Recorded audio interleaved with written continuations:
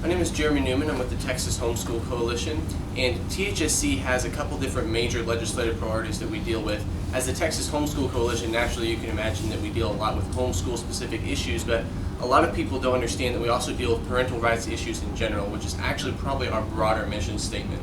That's what most of our legislative work ends up falling into.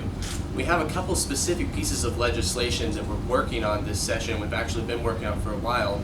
The first one is called the Tim Tebow bill. A lot of people don't know that Tim Tebow was actually a homeschool student from the state of Florida, and the only reason he ever competed in the NFL and went on to win the Heisman Trophy is because in Florida, as in about 30 other states right now, you are allowed, if you're a homeschool student, to compete in extracurricular activities in this public school district that you live in and that your tax dollars are paying for. However, in Texas, despite the fact that we've been trying to push it for 2 or 3 sessions now, you are still not allowed as a homeschool student to compete in the extracurricular activities that you are paying for. You don't get exempt from paying for it, but you're still not allowed to participate. So that's something that we've been pushing for the last 3 or 4 sessions, and we actually think we have a pretty good shot at getting it passed this time.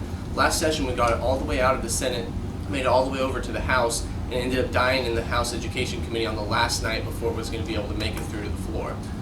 So given the makeup of the Senate this year and some of the changes we've had in the House, we're optimistic that we're going to be able to get that passed. One of the other bills that we are working to pass, which is much more convoluted, and which a lot of people will tell you is not actually a problem just because they've never actually researched why it actually happens, is a bill called the Texas Parental Rights Restoration Act.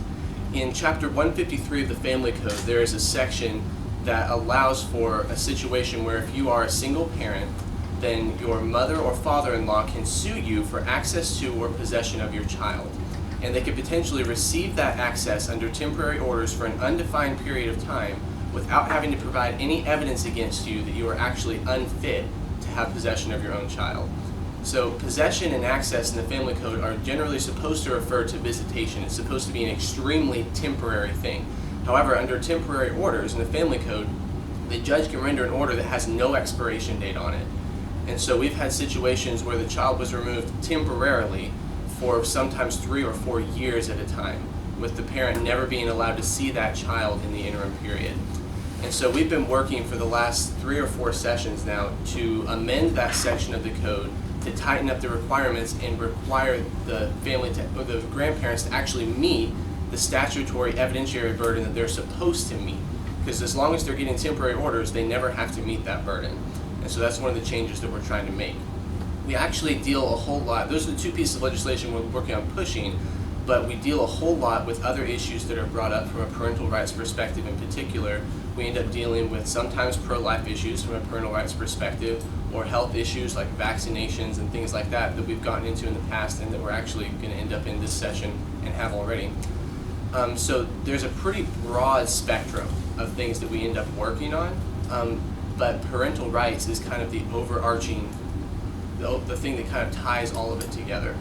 So, I mean, we're going to end up with 3 different Capitol Days events throughout the session where we're going to have several hundred homeschool students and parents kind of descend upon the Capitol. That's what the legislators call it. They say we descend upon the Capitol. Who are going to come out, and then we'll hit all 181 offices in a day with each of those events. And the legislators always tell us that it's a particularly memorable event because it's the only time when they see kids who are sometimes less than 10 years old who can walk into their office and explain to them articulately why they need to vote for a specific issue. And that makes an impact on them. They remember that. So, I mean, those are the things that we're going to be working on in particular, and you've already heard from John about how to most effectively deal with issues like that. But if issues like that come up during the session from a parental rights perspective, we're always open to looking at them and working with other people on them.